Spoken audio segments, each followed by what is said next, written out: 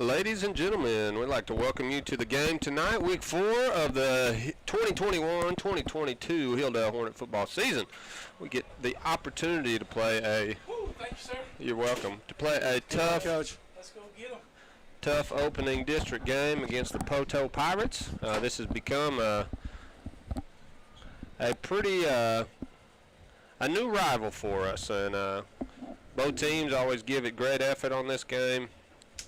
Usually great turnout by both crowds, and we look forward to having a great night tonight here at Hornet Field. I am joined here by our high school principal, Coach Josh Nixon. Josh, it's good to have you here. Hey, thanks, Mr. Grandstaff. Looking forward to my opportunity to come up and visit with you and talk a little football and enjoy the game from a much better perspective this evening. Absolutely. It's always fun. Get up here and get to talk some football and enjoy watching our kids go out there and perform. We got our captains on the field right now for the Hornets. We will have number 12, Jackson Whitaker, number 19, Braden Smith, number 45, Kason Albin, and number 6, Brayson Lawson will be our captains for tonight. Looks like we'll have some fantastic weather. First week of weather. Yes, we do. First week, a break of the heat out here. Great night for a football game. Coach, I'm going to try to get you some numbers. I've got the roster pulled up for Poteau, and it looks like they've got number 25. That's going to be Ben Brooks. He is a senior linebacker and running back. They got number 24. That's Jeffrey Martin. He's a senior running back. And then it looks like maybe number 55. And that's going to be Ryan Maddox. He's a senior offensive lineman.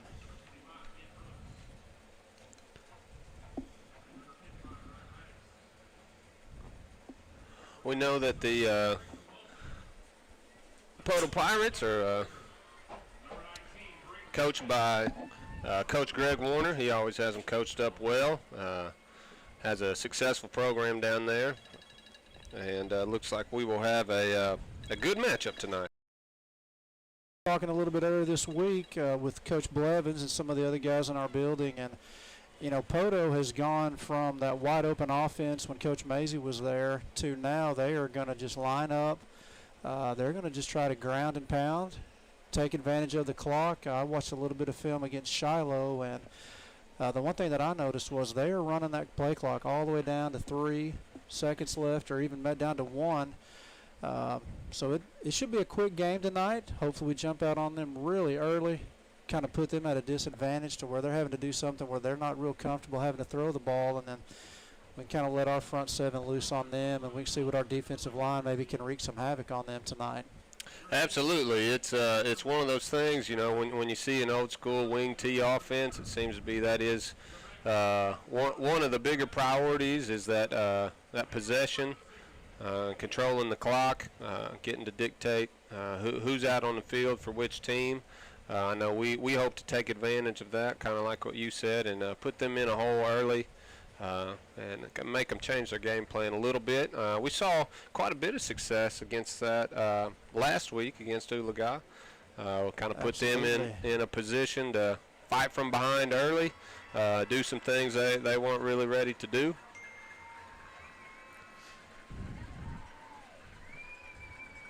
Here come the Hornets.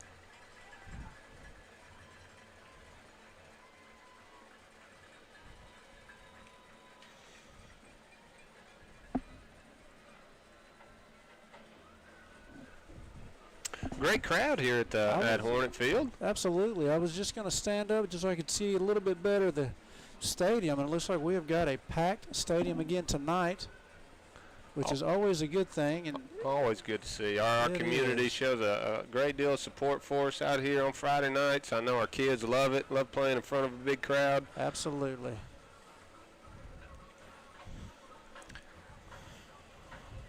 There's not many things better on a Friday night than Friday night football, especially at the high school level. I would absolutely agree with that.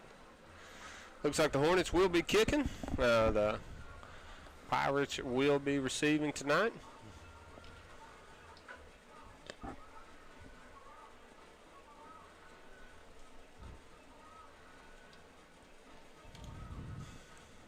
Jackson Whitaker, number 12, doing kicking duties for the Hornets.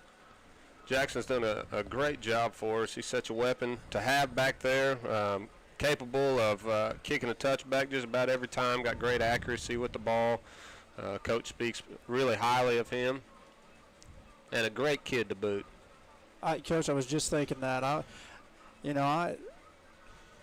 You and I get to see these kids every day, and so that's one of those kids right there that you enjoy seeing come in the building, you enjoy talking to, and he's able to, to have a good conversation with you. Just Absolutely. A good kid. Parents done a great job. Absolutely.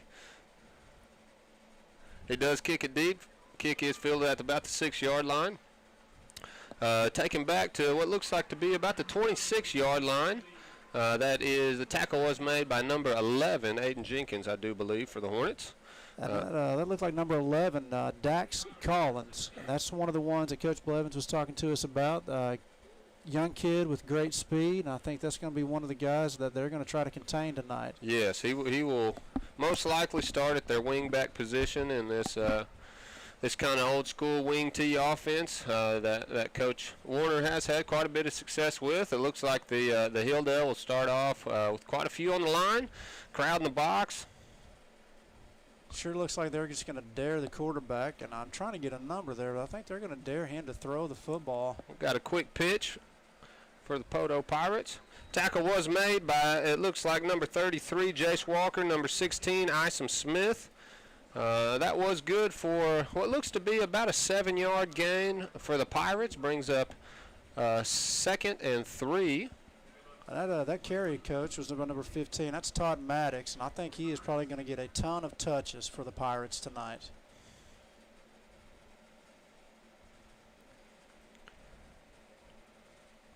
Hornets come out with a 5-man front, putting a lot of pressure down on the ball. Was given to that fullback. And I'm going to go ahead and admit I'm definitely going to be a homer commentator tonight, but that looked like right there he's down a little short and then got a good spot. There's offensive line is trying to get a good push against our D line, and I like what I see out of our defensive line. Really going to force those guys to get outside and see if we can take advantage of maybe our speed over there. Yes, it looks like we are forcing the outside. That give is to number 11 who rounds the corner. Another gain of, it looks to be about 8 or 9 yards. We'll see where they put the spot. Well, it looks to be like it'll be more like 11-yard gain. Good for the first down for the Pirates. They will start 1st and 10 from about the 49-yard line. So, Coach, I know you played some outside backer and coached some defense. When you got all your interior linemen there, who's got to really step up right here and make sure that gets turned back inside? It makes it tough. You really, and Poteau looks like they're going to take a shot deep. That pass is incomplete for the Pirates, covered there by number 16, Isom Smith. It really looks like they're putting some pressure on some of those.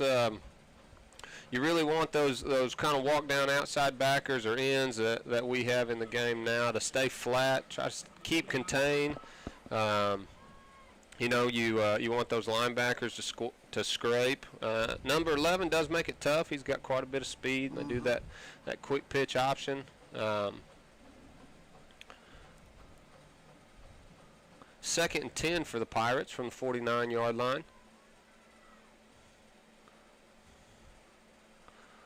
That gain is good for 11 yards. We do have a flag on the play. That ball was initially run up to about the 40-yard line. It looks like it's going to be a sideline warning on us, Coach. I don't know if one of our coaches was out on the field, but looks like he did indicate it's going to be a sideline warning. Sideline warning against the Hornets. That will put first down, 1st and 10 for the Pirates from the 40-yard line.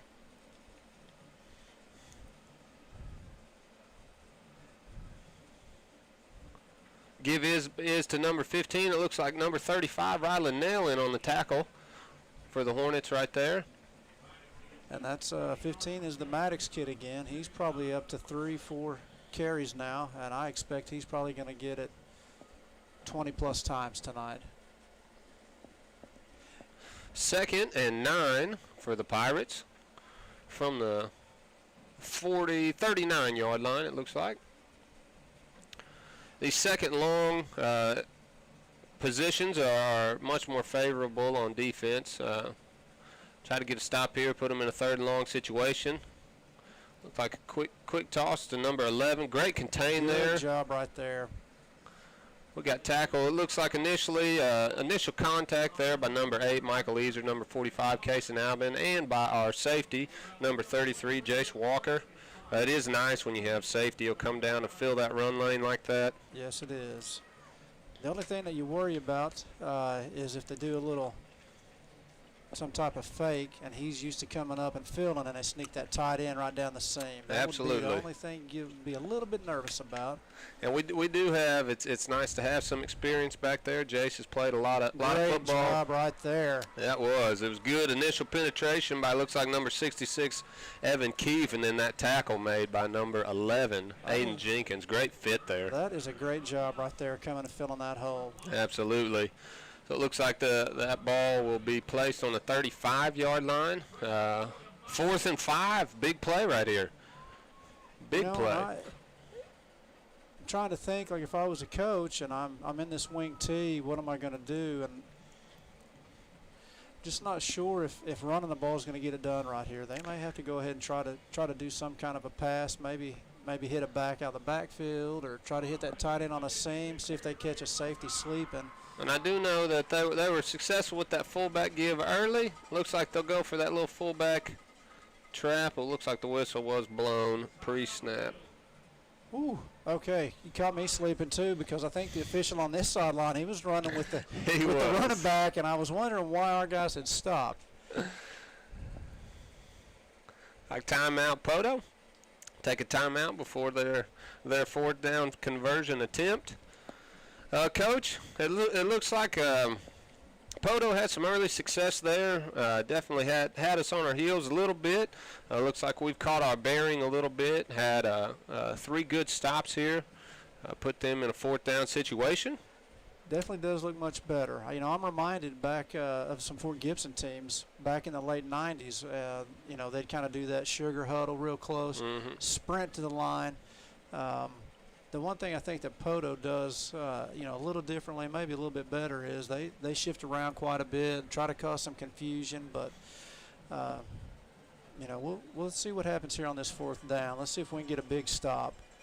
Looks like the give is number 11, the reverse back to number 3. We got a hold out here on the edge, but it looks like that ball is ran down to about the 2-yard line for the Poteau Pirates.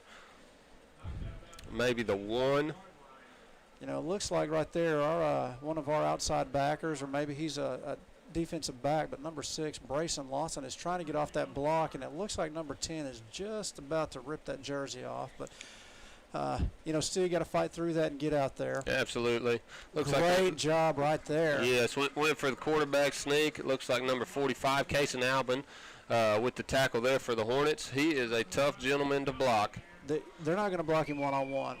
That's for sure. They are going to have to at least double him, and depending on who they try to double him with and who else we've got beside him, I think when you have Tyler McCoy and Caden Scholes there, it's going to be tough to double team anybody.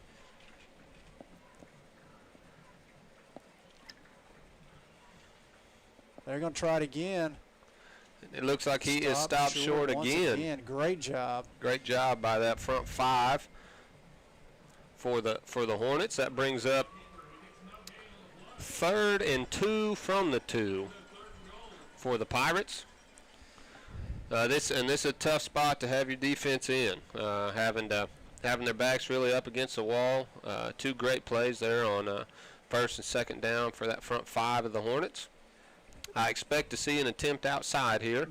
You're absolutely right, Coach, and I think that's what I would try too. Quarterback sneak again, and he is successful.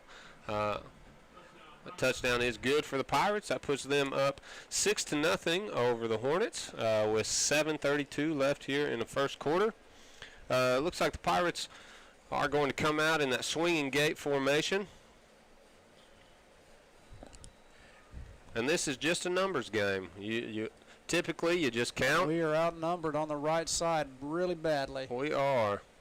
And that attempt is good for the Pirates. That puts the Pirates up 8-0 with 7:32 left here in our first quarter. You know, it's one of those things that it is difficult when you have an offense that is a little bit out of the ordinary with the little sugar huddle, quick to the ball, quick to snap, and then that wing tee offense. That's tough to replicate in practice during the week. It is. It's really tough. You know, unless you can go good on good, probably doesn't get run exactly the same in practice as it is right here on Friday nights. But yeah, I think our coaches will have an opportunity now that they've seen it. They'll make some adjustments. I think Coach Lang up in the booth is probably talking with Coach Ragland right now about maybe what changes need to be made. I expect to see probably a much better showing the next time Poteau has the ball. I think you'll see some adjustments made, and our kids will be in a better spot to make some more stops. Looks like we will have number 1, Eric Virgil, and number 6, Brayson Lawson, back to receive for the Hornets. We do have number 7, Lamarion Burton, out here to the side as well. He had a couple great returns here last week. The kick is up, and it looks like they will. Well, you're going to fair catch that. We did fair catch it by Joey Myers at the 25-yard line. That's where the Hornets will take off 1st and 10 with 7:32 left here in our first quarter. You know, I don't think we'll probably see a deep kickoff from Poteau tonight. I doubt that they try to kick it deep to any of our guys back there. We've got guys that can absolutely go to the house anytime they touch it, and so I'm actually pretty excited to see what our offense is going to do against their defense. I was looking forward to this matchup much more than, our defense against their offense. I kind of think their offense is a little boring. It does get the job done. They're very successful, but I like to see the ball thrown around. I like to see a lot of guys touching it and just kind of see what can happen. Looks like the give is to Brayson, and he kind of had a turnaround reverse there out of that jet sweep motion. That's the first time we have seen that this week. It looks like we have kind of a concept where you have Kanan David, number 14, your quarterback's your lead blocker there around the edge. And it's probably not a bad guy to have a lead block. I think Kanan will go in there and stick his nose in the middle of somebody. He's not afraid to hit you. So played some linebacker for us last year.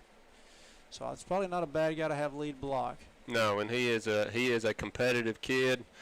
Gives a lot of great effort. Week in, week out there. Looks like we did have a penalty against the Hornets. That will put the ball back to the 22-yard line where we will have 2nd and 15. What? It should be first. First right, and 15, Coach? yes, Okay, yes, sir. We are not in sync at all right there. No, and that pass was incomplete. Attempt there to number 6, Brayson Lawson. It looks like we did have a little bit of confusion up front there for the Hornets. That does bring up 2nd and 15 now from the 22-yard line. It looked like a running back, too. I don't know if he's trying to get up there and maybe help out on a block, but he ran right into David's throwing arm and caused him to, almost double pump that. And so, you hate to see that, especially after you had a penalty and you got yourself behind the sticks early. So hopefully a good play right here and get some positive yardage. Looks like we got a 2-back look out of the Hornets with Lawson and Virgil in the backfield. Looks like Lawson looks to cut it back up and is unsuccessful. Good play up front there by the Pirates. It was. That takes the ball back to the 18-yard line for Hilldale. Puts us in a 3rd and 20 situation. Not the best way to start. No, and the defensive line, Coach, is just, you hate to say it, but they are getting a lot of pressure right now. It looks like they've got 3 guys down, but those 3 guys, and I don't know how big they are, but they're causing some problems for our guys up front. And it looks like 57 is having to come out of the game. I believe that's Kobe East. That is Kobe East. So I'm not sure. It looks like number 74, yeah. Caden Scholes will be in for the Hornets. And it doesn't seem like he's injured. Yeah, we may have a uniform issue. I'm not sure what the call was there. It looks like. Get on that ball. The Hornets do recover. That was a pass attempted. attempted back on the ground, which does count as a fumble. Smart move for Virgil there to get on the ball. It does put the Hornets back in a 4th and a long situation. We are down at about the 9-yard line. It looks like Jackson Whitaker will be in to kick. Not a great start for the Hornets. No, it's not. You know, we're really out of sync right now. I expect probably some offensive guys to get a tune-up when they get over on the sideline from Coach Blevins and that offensive staff. Just a few little simple things and a great job there by number 7. Yep, great open field tackle there by Lamarion Burton. That's going to save a huge gain, because if he doesn't make that tackle, there's a lot of green on this sideline that he may still be running. And Lamarion's done that all season. You know, he makes quite a few tackles for us on kickoff. And those are difficult tackles to make in the open field when you're running down full speed, making sure that you break down and you make a play. That's a difficult thing to do. He did a great job right there. The Pirates will take over 1st and 10 from the 46-yard line. Let's see how we look defensively this time. The thing that I don't like to see is that, we're getting late to spots, Coach. We are. We're just not taking advantage. That's just another big gain for the Pirates. That tackle was made by number 16, Isom Smith.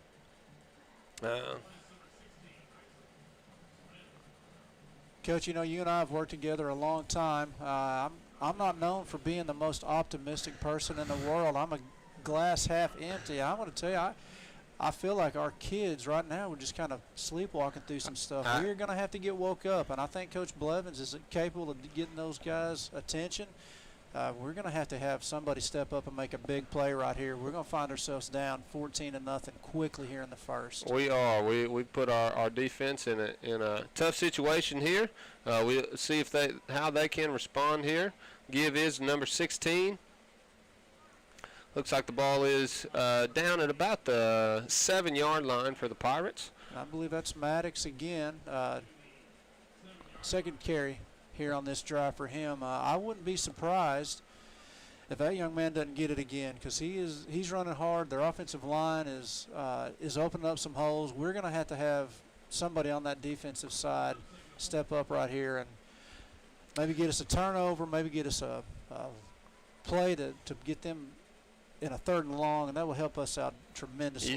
Yes, it would. It looks like Case and Alvin trotted off for the Hornets, and Evan Keefe, number 66, is in for Alvin there.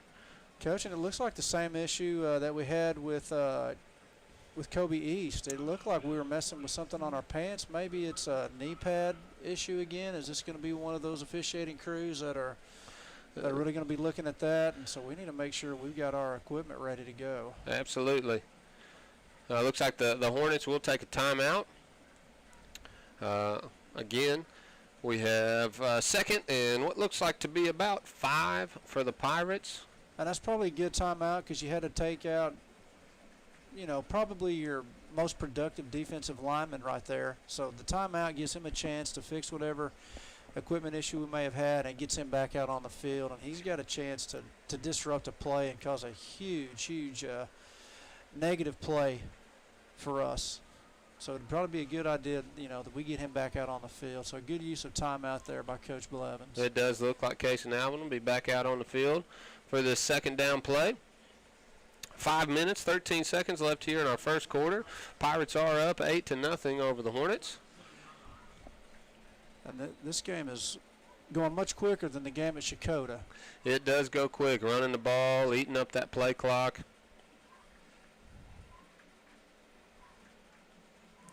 Give is the number 15. That is Maddox again. There's three straight to that young man. Tackle is made by number 11, Aiden Jenkins, and number 19, Braden Smith. Ball is ran down to the 3-yard line for the Pirates. That'll give them 1st and goal. It's I was just thinking, it's a very old school look from Poteau. They huddle up. They're in the wing tee.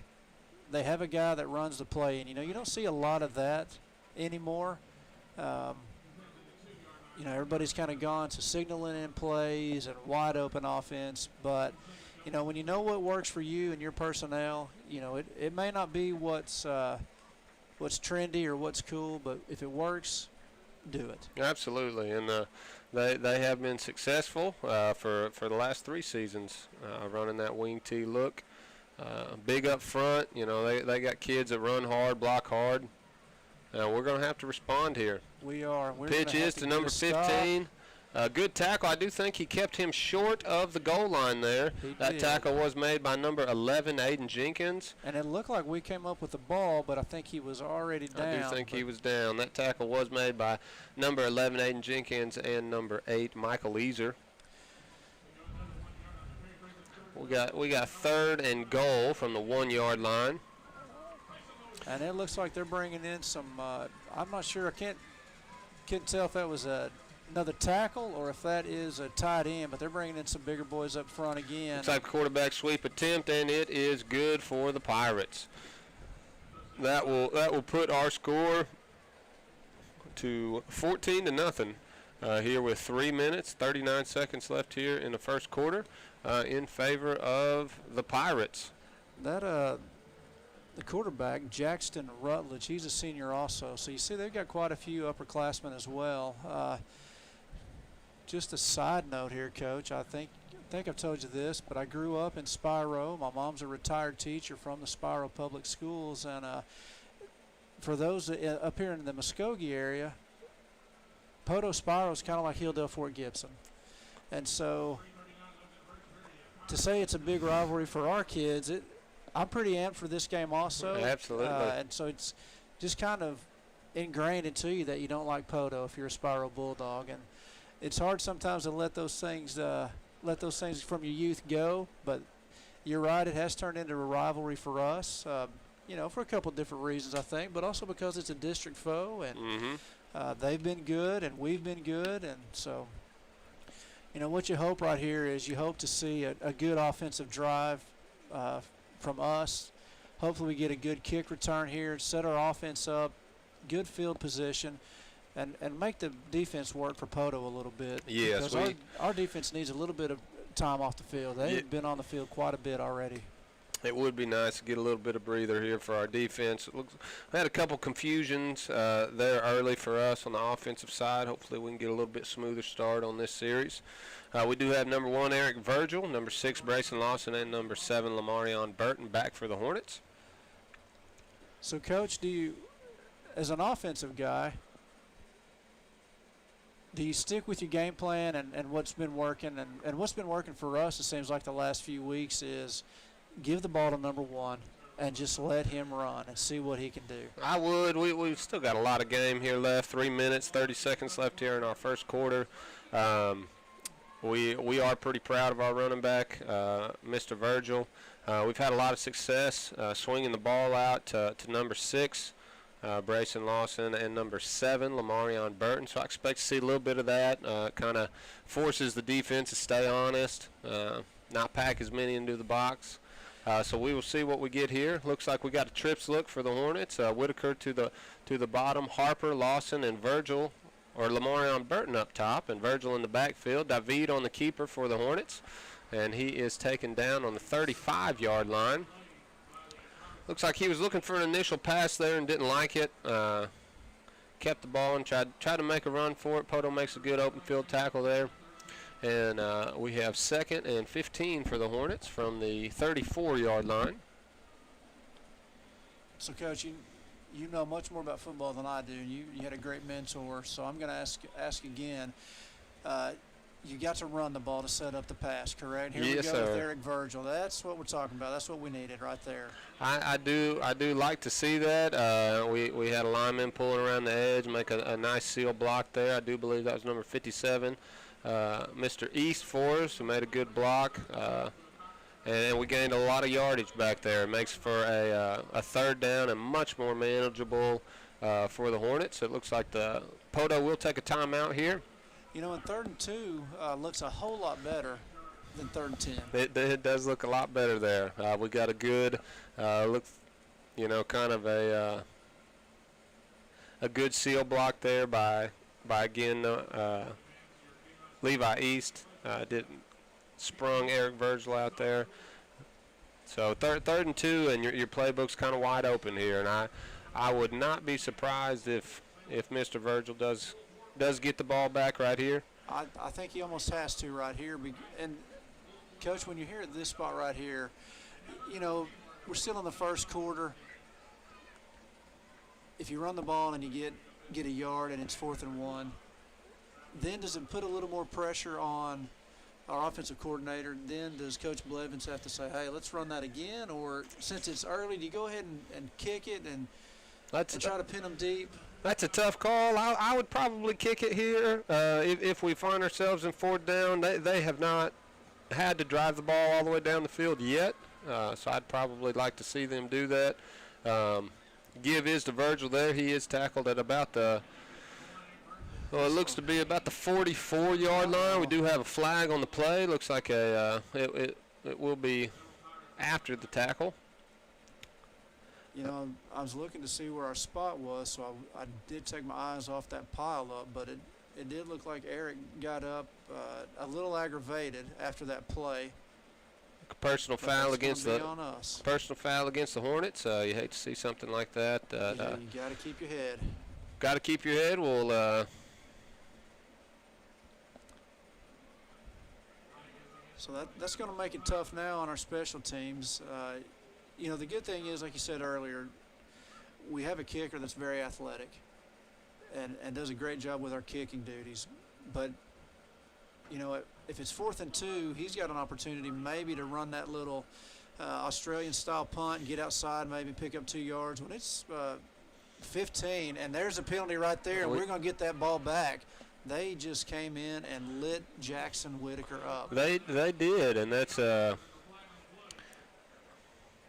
is a great break for us because that's we a great needed break something. for the Hornets. We did. You know, and sometimes, Coach, when things aren't going your way and then you need something, sometimes it's a break like that can just turn some momentum and you get a fresh set of downs and it keeps their defense out there a little bit longer. And, you know, you may have a chance to pop one right here.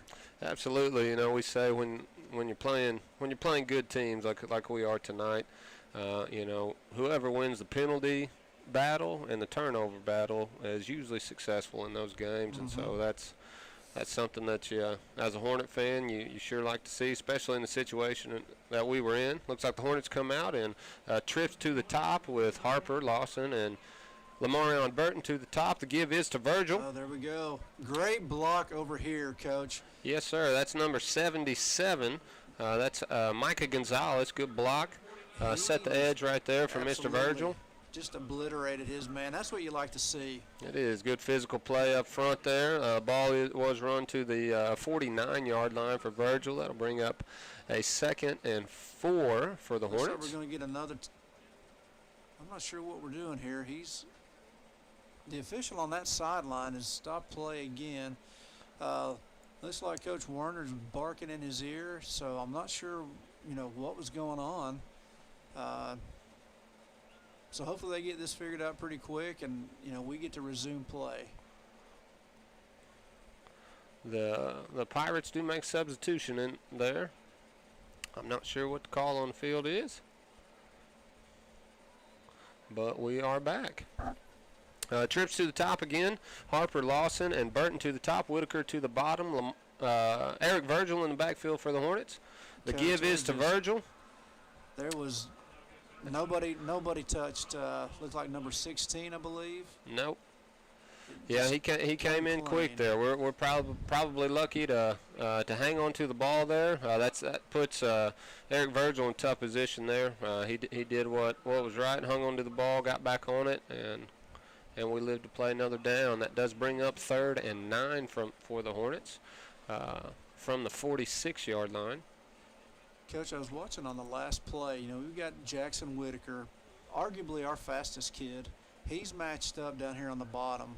Looks like man with number 3, and he is giving him a lot of cushion. Is that something maybe that you look at and say, hey, let's get him the ball real quick right here, maybe just a stop route, or just see what he can do, see if he can beat that number 3 one-on-one? Timeout on the field by the Hornets. We have seen that. We saw that, you know, early in the season when we played Rogers. They liked to play a lot of man on the backside of that trips. and we took advantage of that week. We threw the stop route to Harper almost all the way down the field, and that is a difficult thing to defend if they're going to give you that much space. It's tough on the defense when you're playing trips to to play anything but man there on the backside, especially when you have the front that Poteau's come out in. And so I know I'm biased, Coach, but I like our matchup with number 12 against their number 3. Until they prove that they can stop that, I would love to see Jackson get his hands on the ball and just see if he can make one guy miss, because that safety is cheated over to the middle of the field. He's probably spying on Isom now. Looks like they're probably playing cover 2 up top. It looks like we're going for it. There he is, wide open. Jackson Get in that end zone, son. Great job. Touch. Oh, sorry, he marked him short. He did. He marked him short at the 1, but I would say you called it. You know, they played backside, and they're playing cover 2 up top, which means that safety's got his eyes inside, and Jackson ran that skinny post on the backside. Coach, huge gain for the Hornets. Our guys, we're running in the extra point team.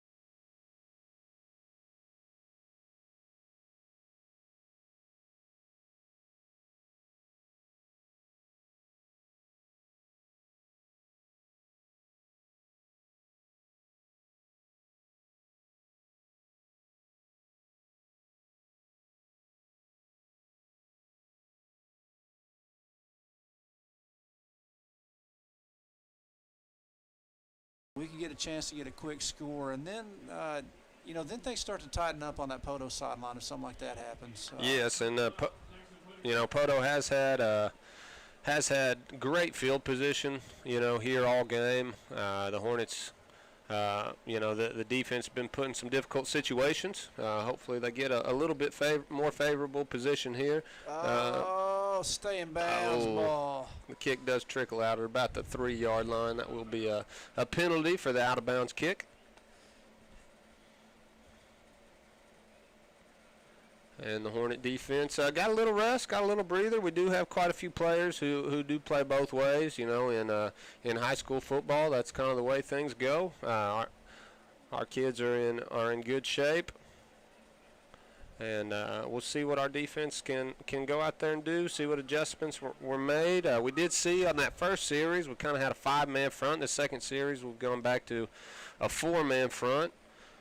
We may be trying to get a little more speed out on the field. Yeah, it looks like Brayson Lawson has walked down on the line of scrimmage.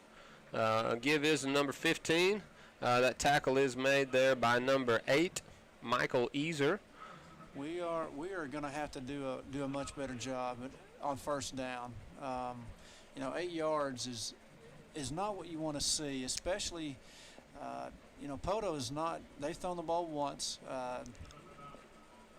You really want to put them in a situation where they're in a 2nd and long, or maybe 3rd and mid-range, where they don't just feel like they can just run the ball and be successful every time. It does. That penalty was against the Hornets, a face mask, personal foul against the Hornets. That will move the ball up to what looks to be the 43-yard line. Be 1st and 10. Poteau Pirates with 25 seconds left here in our first quarter. And you know, it's what you talked about earlier, Coach. You got to win the turnover battle, and you've got to win the penalty battle, and those are things right there that mental errors that you cannot have against a team like Poteau. Yes, that give is the number 11. He bounces it outside. That tackle was made by number 45, Cason Albin. It looks like about a 9-yard gain for the Pirates. Maybe more like a 7-yard gain. 2nd and 3 for the Pirates from 35-yard line. You know, and there we go again. We've 9 seconds left here in our first quarter. We've given up 7 on first down, and it just puts your defense in a real tough spot because now the playbook is wide open for them. And when I say wide open, I mean run left and run right. Yes, that has been what they have stuck with. And it's been successful, so you can't really argue with it. No, you can't. Give is to number 15.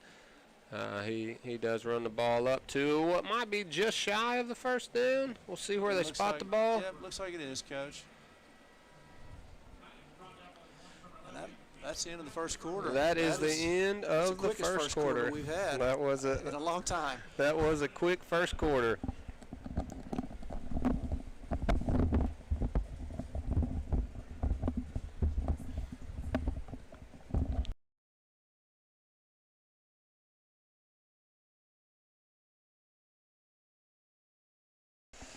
That does bring us to the end of our first quarter here at Hornet Field. The Hornets are trailing Poteau Pirates 15-7.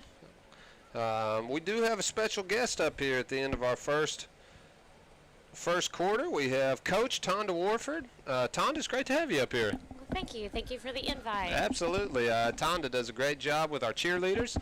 That is a difficult year-round job. You know, that's something that differs from sport to sport. Cheerleading is a year-round job. Coach, let's educate some of our fans in the cheerleading world. When would you say that your season kicks off? Our season kicks off the week after tryouts. So right around spring break, we start trying to get into shape and getting to know each other as a team and getting ready for our summer camps. Okay. And that brings us getting our summer camps, getting our routines in. Would that be correct? Yes, we learn our competition routine over the summer and perfect it all throughout the summer. And then when school starts, we still have to be prepared for football season, teach the new girls all their new chants and cheers and band dances. So it's quite a busy season, at least all the way through October. Absolutely. So that brings us, when talking about our competition routines, we had a pretty successful weekend last weekend. Brings us to this weekend. What we got going on tomorrow? Tomorrow, our girls have the opportunity to go compete at the state championship cheer competition in Union High School, and they will be performing 3rd out of 10 amazing teams in the 4A division. That's awesome, and that will kick off. We do invite everybody to come up. We plan to get there about noon tomorrow to watch that 4A division kick off. And I would like to tell everybody, if you would like to go, we posted on our Facebook a link to purchase tickets ahead of time. You do have to reserve tickets ahead of time. And you have to wear a mask. And you do have to wear a mask. It's at the Tulsa UMAC Center. And we usually have a great turnout there. You know, our parents come out, and our staff, and lots of times our football players come out, and we hope to have a great turnout there to support our girls. They come out here and support us every single week, and I think that's something that maybe doesn't always get seen. They are at every football game, rain or shine. They're at every basketball game. Those girls work really hard. They certainly do, and we're about to have to start cheering for 2 sports at once because they've got to learn all these basketball cheers while we're still cheering for football. So yes, absolutely, and you got a good group up there. Coach Warford, again, I appreciate you coming up here. Appreciate all the hard work that you do. We think that you do an absolutely great job, and we'll all be out there watching tomorrow. Awesome, thank you. I've been extremely blessed with this group of ladies. So. All right, we hope to see you out there. Again, we encourage everybody. We will film those performances, and we will post those at a later date if you're unable. But we do encourage you all, if you can make it up to Tulsa tomorrow at noon and watch the girls perform, we encourage you all to be there. Coach Warford, thanks again for being with us. Thank you.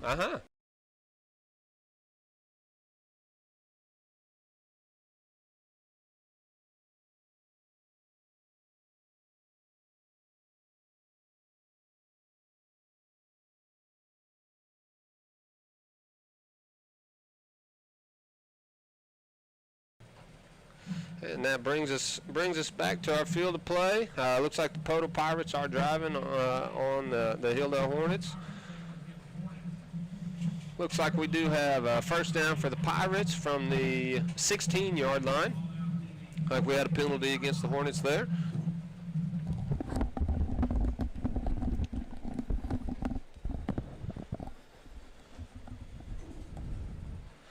Looks like the official is sending number 11 off. I do think that was a uniform issue. I do think we might have a knee pad issue. Lots of times we have those officials that are, trying to keep players safe out there, making sure those pants pulled down all the way over the knees.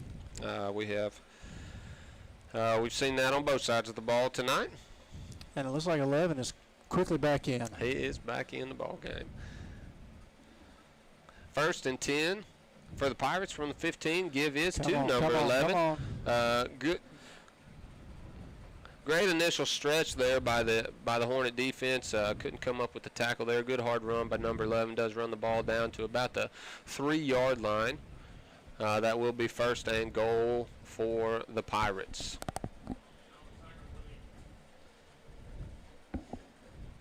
Here we are again. We find ourselves in a tough situation defensively. First down, ball inside the 3 again. Just defensively, we're going to have to get us a stop right here. We are. Give is number 15, and he is in for the score. That puts the Hornets up 21-7, or puts the Pirates up 21-7 over the Hornets. 10 minutes, 31 seconds left here in our first half. Pirates do come out in our swinging gate formation. And Coach, before sitting down here, I would have never guessed that Poteau would have put up 21 points in the first half. We've still got a lot of time left. We do have a lot of time left. They have been very successful running the ball. They've certainly found something that they like, and we'll look to make some adjustments and see if we can come out here and make this a ball game. Kick is up, and it is good for the Pirates. That puts the score 22-7 with 10 minutes, 31 seconds left here in our first half. So, Coach, I'm going to put you on the spot here. I know you're a defensive guy. Okay. What do you think defensively? I know it's some of that's got to be effort. You got to have great effort on the defensive side, but what do you do to try to slow down this run game of the Pirates? It's tough. They're putting a lot of pressure on our linebackers. This type of offense is kind of like that swinging gate on the extra point. It's all about numbers, and they're finding success numbers-wise. They're running the ball, which puts a lot of pressure on our linebackers, having to scrape and make plays. So that's something that they look to exploit. I'm sure we will look to make some adjustments. You want to tell your kids on there, let's just fight and get off blocks and make plays. I do think our effort's been good. We need to clean some things up, but we got a lot of ball game left. Lamarion Burton on the return for the Hornets. Good hard run there up to what looks to be about the 27-yard line, where the Hornets will kick off their third offensive drive. 10 minutes, 25 seconds left here in our first half. 1st and 10 for the Hornets. So again, I'm going to go back to what we talked about on the last series. I think everything starts with number 1. I think you've got to get him the ball early in the series, because that's going to open up so many other things. And you've got a lot, you got a lot of weapons for David, and I think that sometimes probably can be a little frustrating. What a great fake right there. That was a good read there by Kane and David. He looks to keep the ball. Runs the ball up to looks to be about the 34-yard line, maybe 33-yard line for the Hornets. Brings up 2nd and 5. When you have, an exceptional player back there like Eric Virgil, lots of times defenses are keying on him, and it sure makes it nice when the quarterback can make a nice read like that and get some solid first down yardage. The give is to Virgil. Great block outside by number 13. That is Logan Harper. That is good block, good hard run up there. Looks to be about the 37-yard line. This will bring up 3rd and 1 for the Hornets. In Poteau that time, Coach, I wanted to say they walked 17 down, and it, for people around our age, it looked like he was trying to go into some Deion Sanders coverage right there, like he was going to be a shutdown corner. And I think if Coach sees that, here he is again. I like the matchup. Logan Harper, 6'4", 6'5", very athletic young man. He gets in the gym, can jump out of the gym. I like our advantage over 17 down here. Absolutely. Offsides there against the Pirates. That does give the Hornets a first down. That moves the ball up to the 42-yard line. I would say there on that short side yardage down here, I'm sure that they're trying to take away some of those short stop routes that we've been successful at this season. Kind of tempt the Hornets to throw deep here. Sure. I noticed too, Coach, we've changed too. Harper was over on that wide side with the trips, and now he's over on this single receiver side, and they flipped Jackson Whitaker over there. So I'm wondering if maybe that's something that we are going to try to take advantage of, is just the size of Logan. Yep, and we're playing a little bit of a numbers game out there right now, running the short side of the field. It makes it to where and that's another reason why we may have Logan Harper down here to the bottom. He's a little bit bigger kid, maybe a little bit better stock blocker, running down here to the short side. Looks like they are walking down that outside backer out of that 4-3 look. Here we go. Got him. The look is there to Virgil out of the backfield. A little overthrown there by David, but good attempt there. That's a great idea right there. That makes it tough for those linebackers to have to follow a back out, especially when you got a back with quite a bit of speed like Virgil. That brings up, looks like about 3rd and 7 for the Hornets. That's a great matchup for us. I like our opportunity or our chances there with Eric matched up against any of their linebackers. Maybe number 11, which I think that they're maybe one of their safeties to walk down, but any of their linebackers I think is going to have a hard time covering any of our backs out of the backfield. Looks like the give is to number 16, Isom Smith. He is stopped what looks to be at about the line of scrimmage. Maybe a 2. Well, they did. They gave him a 2-yard gain. Brings the ball up to the 47-yard line for the Hornets. Brings up 4th and 4. So decision time, and it looks like, I'm trying to see if our quarterback is out there. It looks like Whitaker is deep.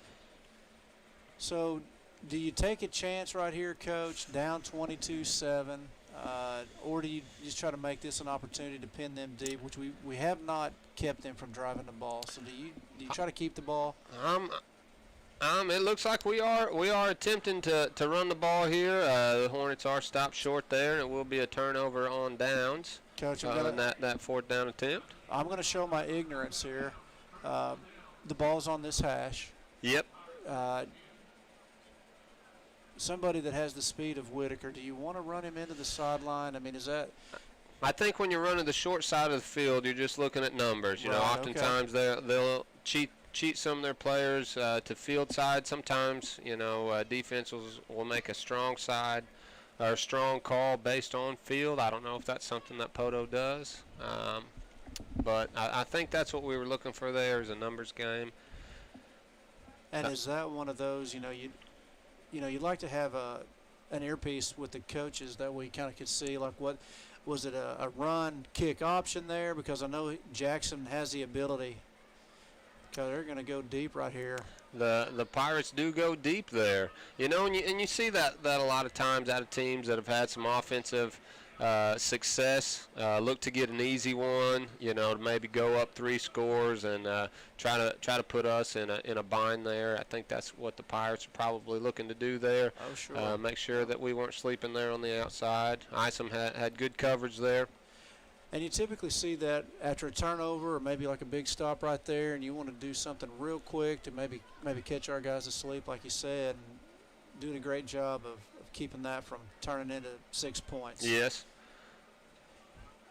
Good hard run there, good tackle. Looks like that was number 16. Again, Isom Smith came up and made the tackle there from the cornerback position. Looks like they're going to spot the ball at be 36-yard line. That'll be second and actually 3rd and 2 for the Pirates. And it's when they need something big, Coach, they give it to number 15. They're going to give it to the Maddox kid. Runs hard, and it doesn't matter, if it's a sweep, getting something outside or getting something inside. He's making something happen when he's got his hands on the ball. He does, and the give is to number 15. He runs the ball up to the, looks like maybe 29-yard line. It is good for the first down for the Pirates. And when you have a kid like that who, can get north and south quickly, runs the ball hard, takes care of the ball, I don't blame them for giving it to him over and over again. You're absolutely right, and that's one of those things where when you got a guy that can carry the rock like that, and he's not afraid to pound it inside, and then he can get outside because he's quick, keep giving him the ball. Yep, and it looks like that's what they plan to do. Give there is to number 11. The Hornets to stretch the ball out. Looks like it will be about looks like maybe a 7-yard gain, depending on where they spot the ball right here. Looks like they are going to spot it on what looks to be the 23-yard line. And it looks like Bring we're up just a second step short. slow, Coach. And I know that kid, Coach Blevins, was worried about number 11's speed, talked about that to us a couple times. And he probably makes a lot of people look slow, but even our guys that I think are really quick, he's making them look just a step slow right now in the first half. Yes, blocking wise, they're really forcing those linebackers to scrape over the top, trying to make a play there. A difficult thing to do. Looks like number 15 is successful there around the edge and runs it in for the score for the Pirates, which will put the score at 28-7. Poteau Pirates over the Hilldale Hornets with 6 minutes, 23 seconds left here in our first half. Pirates come out, swinging gate formation. We are definitely going to have to figure that out. We are. Have to make something happen offensively here before half, and then when we come back out in the second half, I believe we're going to get the ball. We need to go down and score again, but defensively, we got to figure out a way. You hate to say to slow him down. We're going to have to figure out a way to just stop him. Absolutely. It looks like that's the kid that they're going with, and I wouldn't blame him. He's running hard, and they're playing great up front. Absolutely, they are. They're playing tough physical ball. That's a difficult group to stop there. The kick is up, and it is good for the Pirates. That puts the Pirates up over the Hornets, 29-7. With 6:23 left here in our first half. We'll see if the Hornets can respond here with a score. Close that gap a little bit before we go off into halftime. The Hornets will receive the ball after halftime, get another opportunity to put some points on the board. And you definitely want to see us get a touchdown, be the best thing that could happen, but even something positive going into half. If we don't get a touchdown, you need to get 3 points, or you need to just keep our defense off the field. Our offense needs. If we don't score quick, we need to keep the ball for the next 6:23. Give our defense a break. Yes, we. When you got a team that's like Poteau, well coached, tough team. We've had some adversity here in the first half. Certainly look to end here on a positive note this first half. Make sure those kids are holding their heads up high, and see if we can go out there and have ourselves a good second half. That ball was returned by looked like number 7, Lamarion Burton, up to the 36-yard line for the Hornets, where they will take over 1st and 10. 6:14 left here in our first half. The Pirates are up over the Hornets 29-7. You know, one of the things I remember, even as an elementary student at Spyro, and then growing up and going and watching Spyro Poteau play, even back in the late 80s and the early 90s, and even today now as I watch some of this, that the tradition of Poteau is they want to hit you in the mouth. They're going to play physical. And it's just always been that way. And if you can't match their, and I don't even know if this is a word to hear it on Sundays, Coach, but if you can't match their physicality, you're in trouble. They do look like, they want to establish dominance there at the line of scrimmage. They've done a good job doing that tonight. That was Eric Virgil on the carry for the Hornets. Give is to Virgil again. He looks to cut back. Pitch is back to David. I don't think that was intentional. That's not a smart play. That's scary. That is scary. I am glad David got on it. That puts the Hornets back in a pretty difficult position there. That ball is back to the 29-yard line.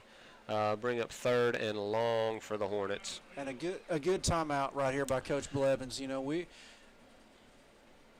have 2nd and long. It looked like the play was busted, or they, just disrupted everything. And you can't fault the kid for trying to make something happen, but sure. you got to know when it's time to just go down. Yes, and not take that chance. Yes, absolutely. And I think that's something that, I think if we were to ask Eric that 2 seconds after the play was made, he'd probably tell us that was a mistake. Absolutely. Tough thing to have happen there.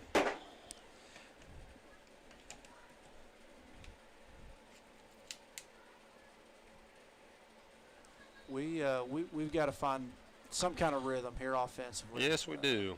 They've made it difficult for us up front. Do look like a screen pass to Virgil. He runs the ball up to, looks like to be maybe the 35-yard line. That'll bring up a 4th down for the Hornets. Looks like David's headed off the field, so that probably a good indication. We're going to punt right here, which is probably a smart thing. Our defense is going to have to really step up, because what Poteau can do, and we've seen last year and seen on film, they can grind out 5 minutes and 18 seconds and then punch something in late or get a field goal. So we're going to have a good defensive stand right here. We are. Good kick there by Whitaker. That ball is bobbled at the 20. There's a block in the back. That's going to help right there. That will. Tackle was made by number 7, Lamarion Burton. Number 7, Mr. Special Teams, I think. He is. He's done a fantastic job there for the Hornets. Looks like Logan Harper was down first for the Hornets. I do think the penalty was called, blocking him back on Logan. Which will set up the Pirates. It looks like probably the best position that our Hornets defense have found ourselves in this first half. Absolutely, we've got them inside the 20 now, so they're going to have to go 90 yards. I think they've shown that they can, but I like our chances right here now. What you don't want to see is just a real methodical drive at picking up, 7, 8 yards on 1st down, and then picking up 6 or 7 more, and then getting that clock stopped with the 1st down. And we really need our defense right here. A quick 3 and out would be fantastic, because then it might be our best field position offensively. It might. And the give there is to number 15. Hard run up there to what looks to be about the 17 or 18-yard line. That will be close to good for Pirate 1st down. I do think they're going to mark it a little short, bring up probably 2nd and 3 for the Pirates. 4 minutes, 59 seconds left here in our first half. The Poteau Pirates are up over our Hilldale Hornets, 29-7. And there it is again, Coach. It's a 1st down, and you get 7 yards on that carry. And it just, again, I say it opened up the playbook for them, but, they're just going to keep doing the same stuff. Now, it looks like they do a better job of stringing that out. We that did. Was much better. It was. I think that's what we're looking for there. We even have a flag in the backfield. I'm guessing that's probably a holding call We will see. Looks like holding against the Pirates will be the call, which backs them up.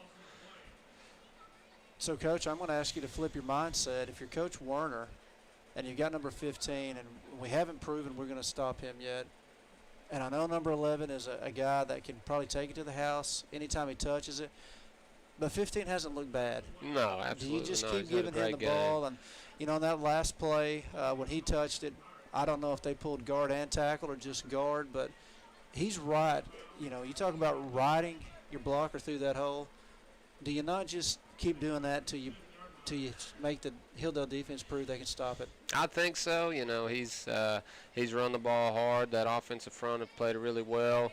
You know, I'm probably preaching ball security right here if I'm the Poteau Pirates, making sure you don't have a costly turnover here deep in your own territory. You know, we've had a couple penalties here late on the Pirates, something that I'm sure Coach Warner's trying to clean up. Second and long. Give is to looks like number 15. He does run the ball down to what looks like to be the 14 or 15-yard line. It's going to bring up a long third and about 6. 3rd and 6 for the Poteau Pirates, and this is a situation I think our defense was hoping to put them in. Oh, absolutely. What you hope is that Coach Werner wants to do that hand sweep again and maybe try to get outside and let our speed string that out and maybe get him run out of bounds and stop the clock. What you don't want to see is 15 on the hip of the guard coming up through the middle. Looks like they went to draw the Hornets off sides, and the Hornets stayed put. Timeout, Poteau. That's great discipline by that. That was a good job. We had two different shifts there by the Poteau Pirates trying to draw the Hornets off. We got to remember early, you know, they were put in kind of a long yardage situation like this, and we saw that reverse call, that hand sweep, and then reversed it back upfield. Yes, for a huge gain. Yes, that's probably something. If I were the Hornet defense, I would be reminding my guys, you know, on that backside, make sure you stay home, make sure you stay flat, don't get upfield.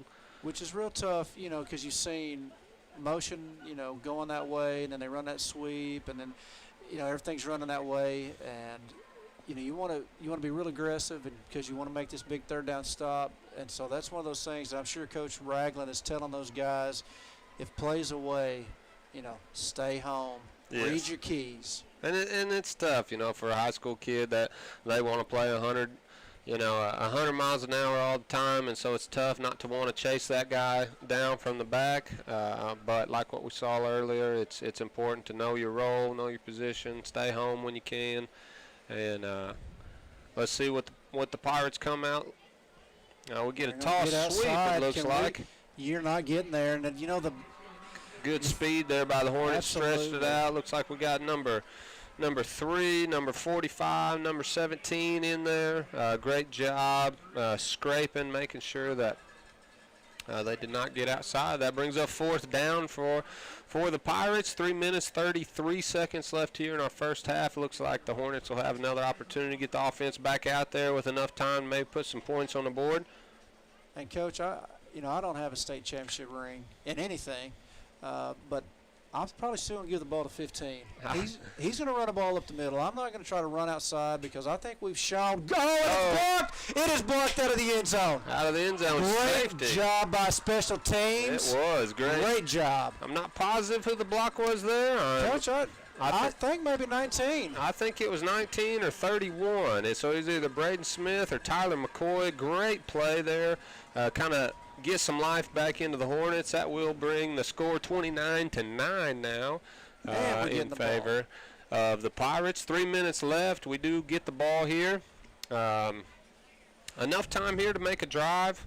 You could, with 3 minutes, that's enough time. You don't really need to change your offense a whole lot. No, you don't. You can still kind of stick with your game plan and see if we can find some success, make a drive down, and put the ball in the end zone.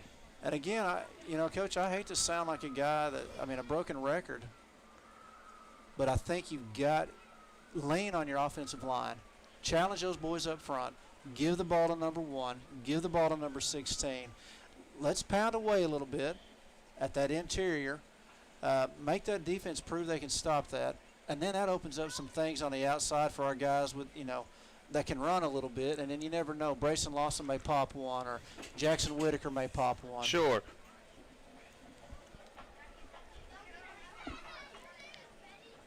So we should start with some great field position here, Coach. Ball's going to be kicked from the 20. Our deepest guy is here about the 45 to the 40 on our side. What you hope for something big return. You need to, the guys up front, we need to go hat on hat right here.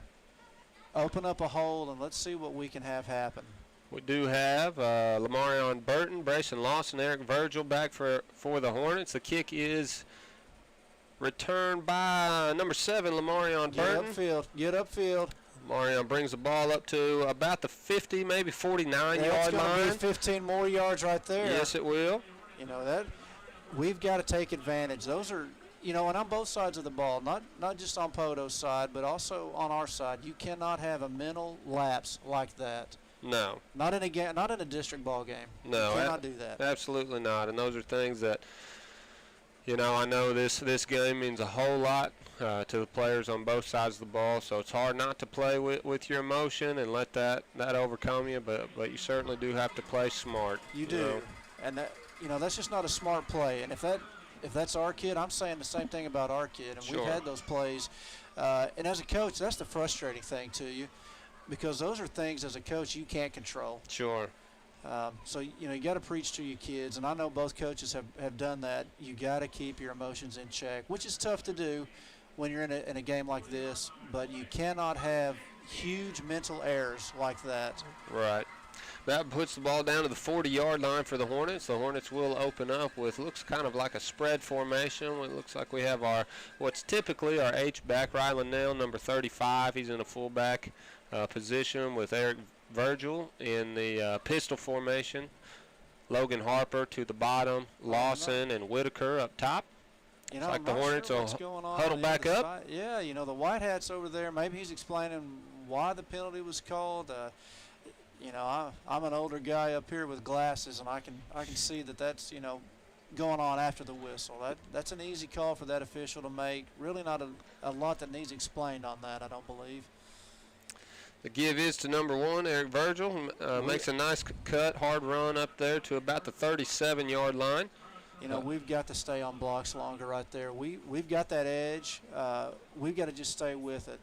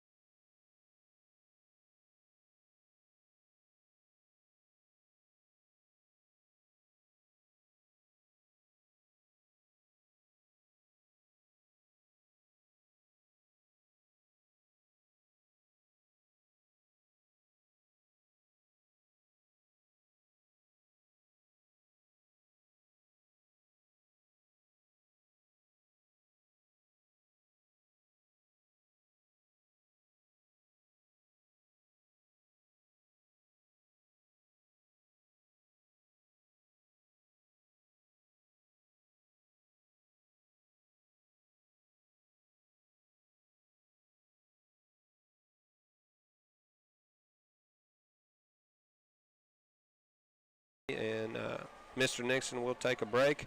Again, we certainly appreciate you coming in and tuning in with us. We are at halftime. Poteau Pirates up 29-9 over the Hilldale Hornets, and we will see you after half.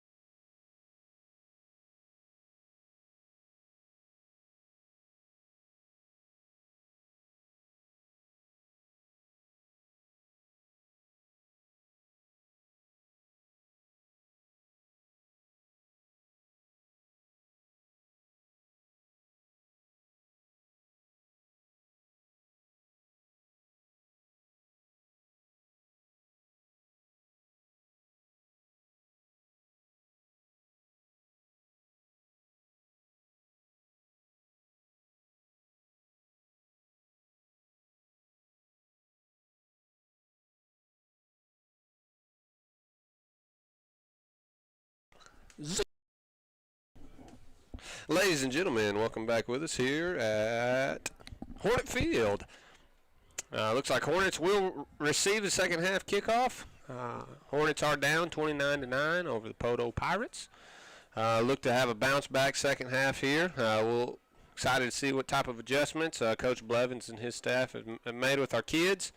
Got our backs up against the wall a little bit here. See if we can respond to a little bit of adversity. Coach Nixon, ready for a good half? I am. I'm interested to see what's going to happen here. Like we said, right before we went to half, the first 5 minutes here, and I'm really thinking I'm going to just watch our front five on this kickoff and see what kind of effort these kids give. Because you look out there, we've got a few starters, either from offense or defense. Actually, I'm going to watch the front seven right here and just see what our body language looks like, see what kind of effort we give, and hope that I'm watching that and I miss Lamarion or Brayson or Eric run right by and go score a touchdown. Sure. Absolutely. I'd like to see the same. Lamarion Burton, Eric Virgil, and Brayson Lawson back to receive the kick for the Hornets. Kick is a high pooch kick to Lamarion Burton. Coach, looks like he was looking for the pitch back to Brayson Lawson. Did not work out, but did run the ball up to looks like about the 26-yard line where the Hornets will take over 1st and 10 to start the second half. Well, a little bit favorable, more favorable up to 29-yard line for the Hornets. And we missed a few blocks right there. We did. I'm going to say that I maybe should have just watched the back end on there because maybe I jinxed us. Trips so to I'm the not top. Say anything again. Trips to the top. Eric Virgil in the backfield. Logan Harper to the bottom. Give is to Virgil. Virgil bounced it outside. Nice Great block move. out here. Good cutback block. Great move. Logan Harper finishing his block. That's what you want to see a wide receiver do. That right is there. great. Great run there by Virgil. Great blocking up front. Good blocking down here by Logan Harper. And again, kind of same look that we saw a little bit in the first half, running the short side of the field. We think we got the number advantage down here. Trips to the top. Looks like we got Whitaker, Brayson Lawson, and Lamarion Burton up top. Give is to Virgil. Runs the short side of the field. Gain of about 1 on the play. That'll bring up 2nd and 9 for the Hornets. It looked like their coach, they do have us outnumbered on that play. That or their linebacker just made a great read and got there. But number 25 was there in a hurry. He was, and I do think that they're probably cheating them over. It looks like he's cheating over a gap over that short side. There it is. That's what I've been waiting on right there. Hornets there we go. There's 15 more. Again, that's what we talked about in the first half. Mental mistakes. Sure. Penalties and turnovers are big. Looks like we might have a late hit call there against the Poteau Pirates. We went for that single coverage look down at the bottom. Got the stop route run by Logan Harper. Good pass, good catch there by David. I think if I'm Coach Starks, I'm going to go to that again. I'm going to make 17 prove he can stop 13. I'm going to bet that he can't, but I think we'll probably see a situation where they may flip-flop a DB over there because I don't think he's going to be successful in stopping 13. It does. I'll be anxious to see if they try to cheat that safety over to help a little bit, maybe play that cornerback up a little. We do go trips to the top again. Give is to Virgil there on the short side of the field. And a good first down play. Yeah, absolutely. Makes it about a 5-yard gain there for Virgil. Bring up 2nd and 5, maybe 2nd and 6 for the Hornets. At the what looks to be 34-yard line for the Hornets. Trips up top. Hornets do look to throw the ball. There it is. Oh, you got to catch that, though. You do. It's a great look, good read. Got to pull that one in. And, even though that ball's a little high, Brayson is athletic enough, probably 9 times out of 10, he's making that catch. Sure. So, you don't want to give up on that. You want to go ahead and probably come back to that again. Mm-hmm. There we go. Looks like we do get a 5-yard penalty there against the Pirates. Hornets draw them offsides. That'll make it 3rd and short for the Hornets, probably a 3rd and 2.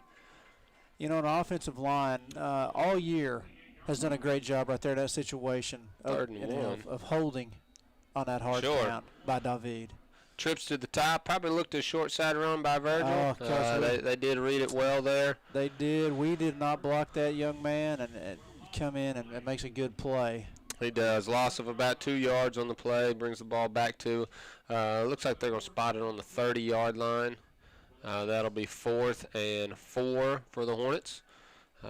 Looks like the offense will stay on the field. Trips to the top look. Single coverage down at the bottom. Logan Harper. Looks like the Hornets do attempt to draw the Pirates offsides. We'll check the call at the line of scrimmage. And Coach, I'm going to ask, defer to your expertise here. How is it that we can't get that guy blocked up right there? Great move by Lamarion. Great move. It's kind of that same settle route that we had by Lawson earlier. Good pitch and catch there by David and Lamarion Burton. Kind of just set down in that soft spot of that zone. Good pitch and catch there by the Hornets. And we're moving quick now. We are. Good give to Eric Virgil there. We see him instead of running to that short side. We changed it up a bit on that play. And I like to see our offense do that. You get a big first down and then come back and quick hit them. Don't let them get set up. I like when we move quickly on offense. Great read. That is a great run. That's a great run there by great blocking up front there. He had a big hole to run through. Absolutely. Great drive there by the Hornets. And when you had a tough first half like we had there, great way to come out and respond, drive the ball down, and looked really good doing it. Good balanced set right there. Looks like we found something that we're going to try to exploit here in the second half. That does bring the score 29-15 in favor of the Pirates. 9 minutes left here in the third quarter. And there is a flag on the play. Looks like it'll be false start against the Hornets. That'll back us up 5 yards. And again, just mental errors. Yes. You cannot have it. Poteau had 2, and it helps us tremendously, and now we have 1. I'm just going to shut up. I watched too many Dr. Pepper Fansville commercials, so I'm not going to say anything until afterwards. There you go. And so I want to say, he's got a strong enough leg, but I'm not going to go to court over being a jinx. Sure, and I appreciate the hesitation there. Jackson Whitaker does kick the ball. It is good for the Hornets. Brings the score 29-16 in favor of the Pirates. 9 minutes, 8 seconds left here in the third quarter of tonight's ball game. Great opening drive there. Great adjustments. We saw that we liked that trips look, like running to the short side of the field. And then we like that little curl settle right there. We'll see what defensive adjustments we have made. Hopefully we're as successful on that side of the ball. And I would like to see, we got a few more minutes to hit that 5-minute mark. I would like to see some guys flying around on the defensive side. I don't think anything is better than when your defense is flying to the football and you're hearing pads popping up here in the press box. And then there's some kids with some want to and some desire at that point. Whitaker, good weapon back there kicking the ball. He does kick it for a touchback for the Hornets. Poteau will begin at the 20-yard line, 1st and 10. 9 minutes, 8 seconds left here in the third quarter. Would like to give a shout out. We saw a Hilldale alum down on the track at halftime. Josh Gim, great linebacker, great fullback for us. Give him a little shout out. It was good to see him. Here we go. Sugar Huddle quick to the line. No shift. They're going to try to get outside again. Case and Albin did a great. I'm not sure what we got going on the far sideline over there, but Jackson Whitaker is laying on his back. He was. I do think that we had a little maybe extracurricular activity going there, but great read there by Case and Albin. Absolutely. Red on that number 15 play that we saw a lot in the first half. We'll see. Great opening play there, though. Stops them. Looks like about a 1-yard gain. Bring up 2nd and 9 for the Pirates from the 21-yard line. Here we go. Sure. Coming at it again real quick. You can't let that happen. Yes, gotta make a tackle there. You know, we had a good initial push there at the line. Got to go ahead and make that tackle. It is good for a Poteau first down. Brings the ball up to the 31-yard line for the Pirates. So our guys are going to have to get lined up quite a bit quicker. You know, it looked like we were slow right there. Poteau's trying to catch us, maybe sleeping a little bit.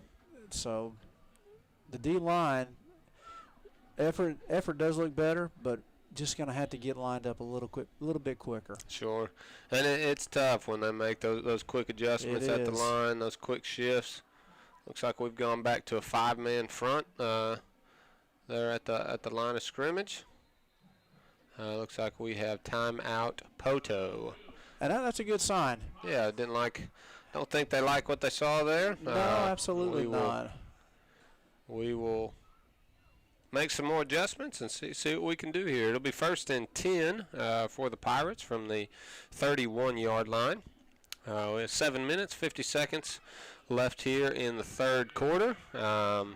Even that timeout, you know, that's something that I know that Poteau doesn't like doing. They don't like stopping the clock. Mm-hmm. They want to keep that thing running, so we can notch that up as a success.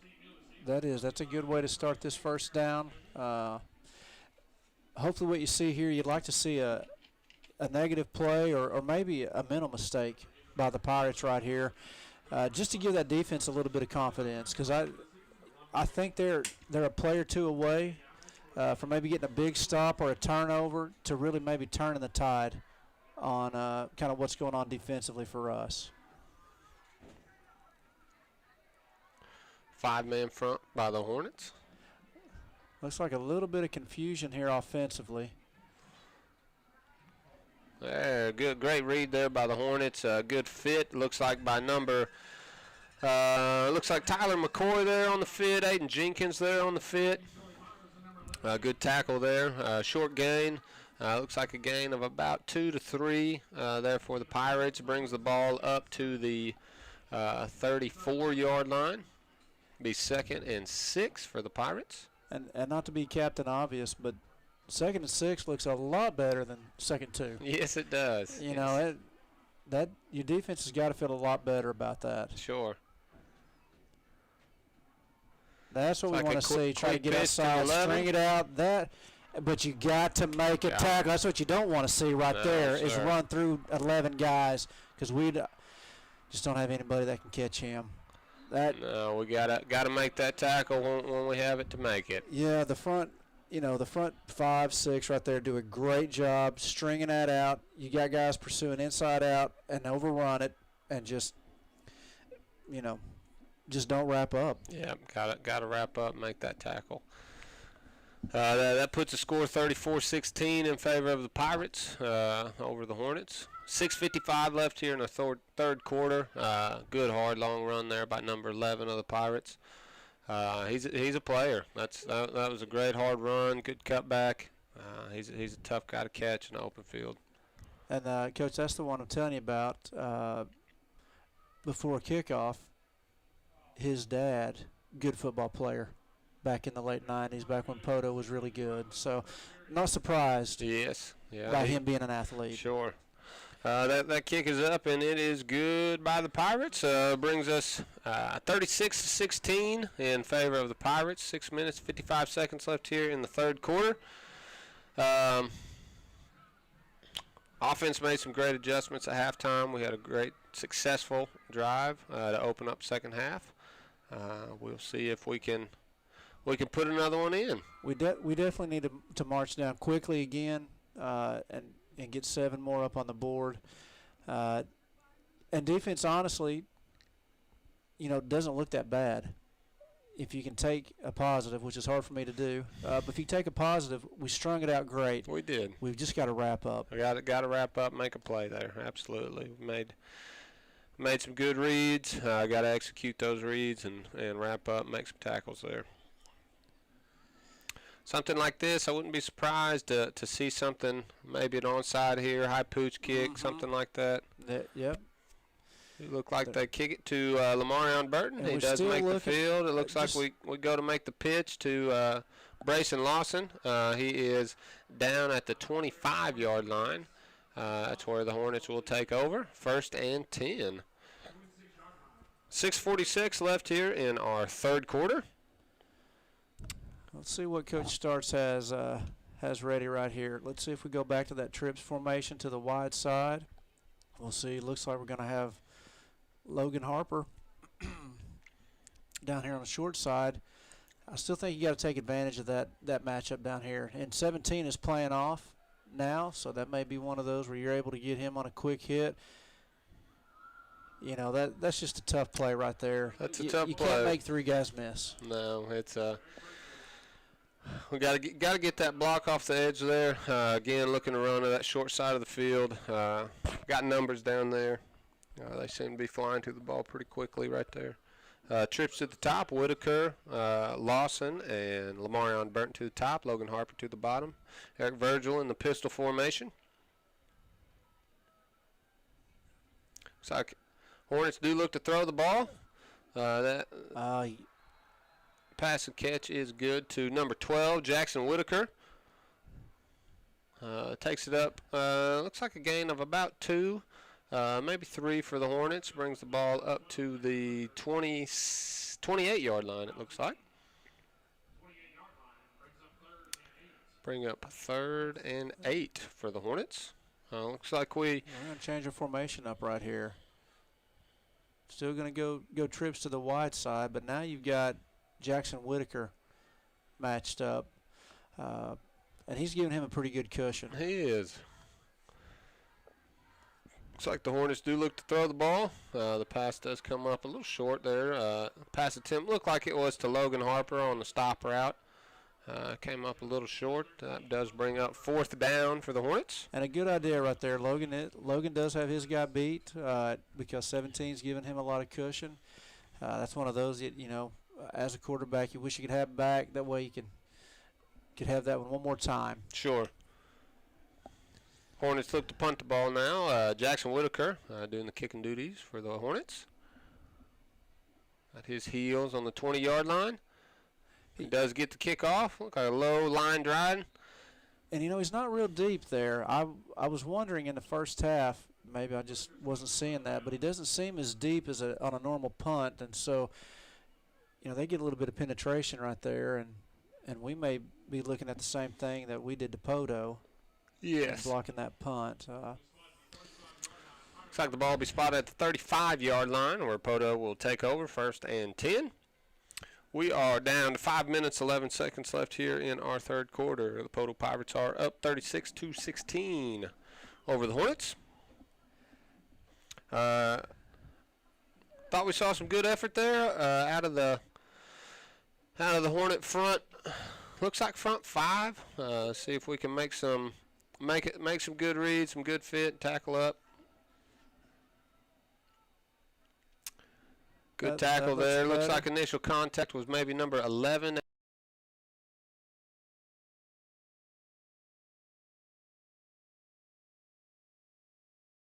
This time you hope that Poteau tries to run it outside again, but you hope that we do a better job of wrapping up because then you're looking at 3rd and long. Sure, yep. 2nd and 6 for the Pirates.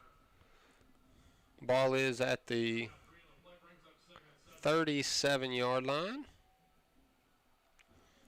You know, I'm looking from up here, and I'm going to keep running behind old Big 77, the left tackle. He's had himself a good game right there. That's a great job stretching that play out. You know, and again, it comes down to we have him drop for a loss, and we don't finish. It is.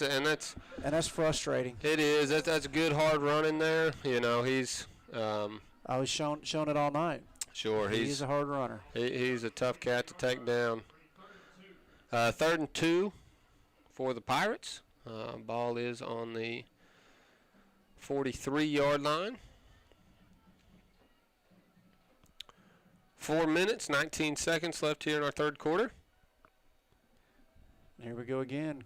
hustle up to the line, 3rd and short, put a lot of pressure on the defense. Look, the give is up the middle to number 22. I do think he is past the first down marker, takes the ball up to what looks to be the 47-yard line. That would be good for a Poteau first down.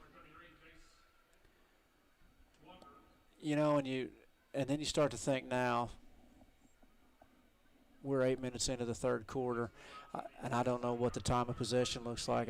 I would take a real uneducated guess that Poteau's had it probably quite a bit longer than us, and you wonder, you know, what kind of toll that's taken on some of our line. Sure. And he is wide open, great play fake, gets behind our guy, and then looks like we're gonna have one of those possible horse collar foul. Well, you know, and then now I'm not sure what the other flag is for. So now we got 2 flags. I don't know if we had a face mask or a horse collar. I think he was showing horse collar, but I'm not sure what the second flag was for. Excessive celebration, maybe? I don't know. And it's one of those that you do, you know, you do see that, you know, in a chippy game like this, the refs, you know, they've probably given their fair share of warnings, and probably going to see some flags being thrown.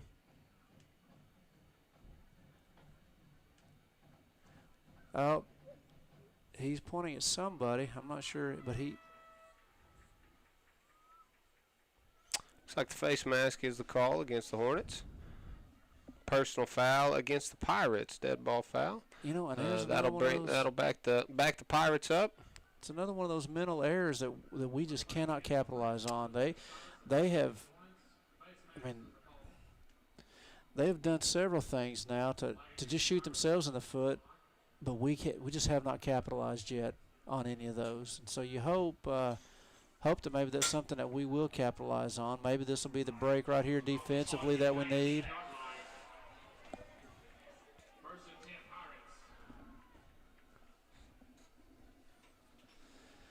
So it'll be interesting to see right here what Poteau does. You know, I feel bad for the official on that far sideline. He's definitely earning his money tonight. He about every flag that's thrown against Poteau has come with a 5-minute lecture. So I don't think he realized what he was getting into when he's on that sideline over there. So give is number 15. Looks like the Hornets. So now, and here's where we're at. Now we're getting into that chippiness that you're talking about earlier, Coach, about warnings. And you know what you don't want to see is something dumb happen from either team. Sure. So here we go. Now that official on the far sideline's throwing his flag. Looks like we do have a personal foul there against the Pirates. Looks like we're going to take a quick game break. I'll keep the stream on live, but we do have another special guest up here in the booth with us. That is one Mr. Tad Clark, and he is our band director. Tad, it's great to have you up here. It's good to be inside for a while. I bet. Tad, we had Miss Tonda Warford up here earlier in the broadcast, and she was kind of explaining to us the cheer season and what that looks like kind of from start to finish. I think that's something that, you know, maybe all the fans out there don't always get a good look about what all happens in the off seasons for some of our programs. And so I'll kind of ask you some of those same questions. So in the band world, when does your season kick off? We really don't have an off season. Okay. We have voluntary practice all through the summer, so that what you see out on the marching field is what it is, with the level of music that we play and the level of drill that we do that you see us marching. That's through the summer. We start 2 weeks before school starts. The kids are in here all day for 2 weeks prior, learning the music we do in the stands, all the drum cadences as well. Sure. And I've seen them out there on that hot blacktop, and man, they kind of like what you said, man. It is a year-round event. So we are in marching season. Yes. So when are our marching competitions? Actually, the next 3 Saturdays we're going to be in competition. We're going to go and see how we stack up against some 6As and some 5As. The kids this year said, hey, let's go see how we stack up, where we need to grow to get better. We don't want to just be the best in 4A. We want to be the best in the state. Sure. So we're going to go try and take on some big boys and see where we stack up, where we need to get better. Sure. And then we transition from marching season and then into the spring. We move into concert season, which last year I had my first opportunity to go get to watch some concert competitions, which that was a great experience for me. So how do things shift, and when do you kind of start shifting your practice? We actually don't start. I'm kind of old school. Me as a band director, I believe the band's actual primary function is to support the football team first. Okay. So we will be at every football game, and we will stay to the end of every game. You will never see us leave early. We'll be supporting our team no matter what, all the time, every game. As soon as that is over with, once we're state champions or done in the playoffs, that's when we'll transition in for our concert season. Okay. We'll start off with the winter concert, and then we move into second semester, and we have, being a 4A school, we have to go to a district contest, and we have to score a 1 on stage. And we also have sight reading, which is where you get a new piece of music, you get 8 minutes just to look at it, you don't get to play, and then you get judged on how well you play it after 8 minutes of looking at it. Okay. You get a 1 there, you go to state, and then you have to get a 1 on stage and a 1 in sight reading, and then you become a state champion. If that is all contingent upon the first step that you have is getting a 1 at regional marching contest. Okay. And for us, that's October 20th. Okay. So I'm sure that's a date that you have circled early in the season. Something to prepare for. When's the first time that you get to see your group perform your marching? Well, the first time that you'll see the entire show will be hopefully next week. Okay. Next week we're planning on putting all 3 out tonight, but Poteau took a little longer than they expected, so Sure. I didn't want to hold the game up or anything, get a penalty for us. So it's like we're getting off the field quick. Sure. So we just came off. We were going to do all 3, but we're going to have all 4 out on the field next Friday. Okay. We certainly look forward to that. Our kids in that band program, and they work so hard. And like you said, it's a year-round process for them. They're out in the summer heat, practicing, getting ready for the season. And we were talking at the beginning of the broadcast about how special Friday night lights are, and they just wouldn't be the same if we didn't have the band here. It makes such a huge difference having a good, strong, loud band, and we sure appreciate yours and Miss Cloud's hard work and what you guys have produced here. Oh, absolutely. I mean, it's all the kids. The kids are putting in the time. I always love to say that I've got the easy job. I'm just waving my arms, but the kids are the ones doing the heavy lifting. And that is very true. I'm very proud of the kids that we have. Just planning on growing the program, doing the best that we can. I'm gonna push them. I'm not doing my job if I'm not pushing them, and that's definitely with the level of music and everything that we do year round. And I'm very proud of them and what all our middle school's doing as well. That's kind of our feeder program. Enjoy it a lot, and I'm looking forward to the future here. Absolutely. We have a very, very strong future coming for us. That's awesome, and that's always something that's such a a nice thing to see year after year after year. Strong programs, and lots of times I think people don't always see all the hard work that was put in to make those those strong programs stay that way year in and year out, and you guys, absolutely, you guys do such a great job, put in so much time here at the school. I know you guys are up here late nights, more than one night a week, and that's what it takes to win, and that's what we're all about here. I want to be competitive in everything we do, just like we are in everything here. Sure. We certainly appreciate the work that you do and how you're leading those kids and the programs you guys have helped build. Tad, thanks for coming up here tonight. Absolutely, and just want to say good luck to the cheerleaders tomorrow. I wish we could be there to support them. If we didn't have our contest, the kids had already said we would all load up and go and support them tomorrow. They're right down the road, so we may try and see what we can do if we can get in early.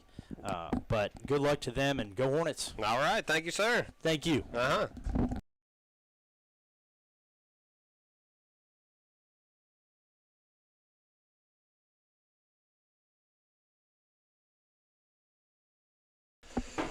All right, and we are back to gameplay there. We sure appreciate Mr. Clark coming up here, stealing away some of his rest time there in the third quarter to come up here and talk to us about that Hilldale Crimson Vanguard. While we were away, the Pirates were able to punch in another one. They are now up over the Hornets, 43-16. 1 minute, 53 seconds left here in our third quarter. We missed quite an array of penalty flags there on that last drive there for the Pirates. I think that the officials hope to clean some of that up and get this game back to a safe spot. Looks like that handoff was bobbled. And that's always tough when you're having your quarterback read that backside in of to give or not to. Got to make that decision and try to make it as early as you can. That is a loss of 4 on the play for the Hornets. Brings up 3rd and 6 from the 39-yard line. Just want to echo some of the things that you and Mr. Clark talked about. I know that he and Miss Cloud put in a lot of time. Besides those late nights, a lot of early mornings also. And it's starting to show. You see that our winter guard was state champs last year.